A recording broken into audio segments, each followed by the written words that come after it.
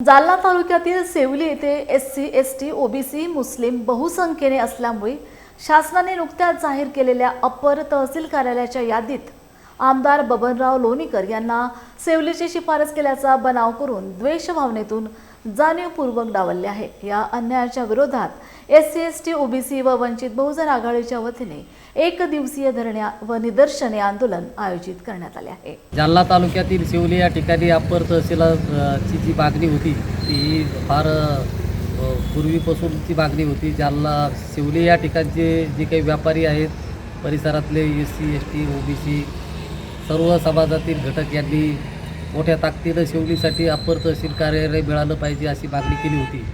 परंतु या ठिकाणी ही मागणी स्थानिक आमदार बबनराव लोणीकर यांनी